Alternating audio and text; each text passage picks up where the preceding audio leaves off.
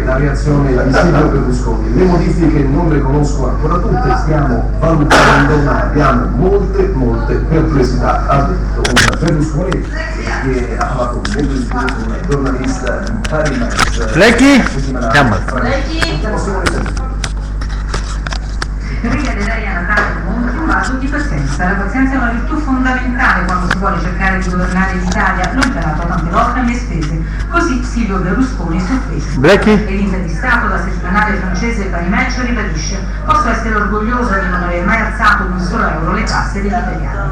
Il leader del PDL sottolinea che il passato governo non ha mai approvato un provvedimento che potesse ridurre gli spazi di libertà dei cittadini e delle aziende. In merito alle sue dimissioni, Berlusconi spiega di essersi sacrificato per ridare serenità all'Italia e sottolinea che non lo ha fermato un voto di sfiducia e che avrebbe potuto finire il mandato.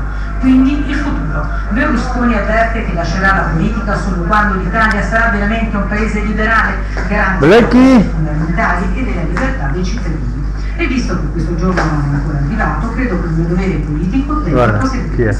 Non mi vedo come un leader in pantofole. Infine il fronte giudiziario. I processi ancora in corso, avverte Berlusconi, riposano sul nulla, come gli altri 26 processi che si sono conclusi con il proscioglimento. Una parte minoritaria della magistratura riesce ad esercitare un ruolo politico per cambiare l'Italia e la situazione si è intensificata quando ha cominciato a lavorare sulla riforma della giustizia. Vediamo con più attenzione le misure adottate dal governo. Slittano o saltano quasi del tutto quelle che riguardano le liberalizzazioni, anche se... che cazzo ti vedi qua? Si è sottolinea poche misure che noi avessi appunto... Dove è Black? Chiama Black. La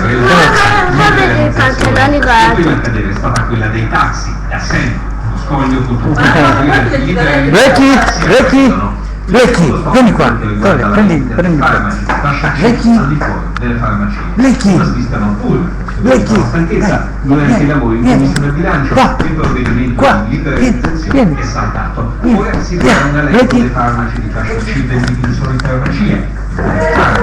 Il provvedimento per il momento decide di sostituire le farmacie. Prendi degli ordini professionali entro il prossimo agosto dovranno venire scritti i regolamenti attuativi della riforma, nuove regole per aumentare la concorrenza. La minaccia scritta nel decreto di cancellare completamente gli ordini che non si adegueranno. Una minaccia tanto grande di non poter venire applicata e che lascia presagire che la rimandi nel tempo. Si dovrebbe invece procedere su un tema caldissimo, quello dei carburanti, questa volta cambiando strategia.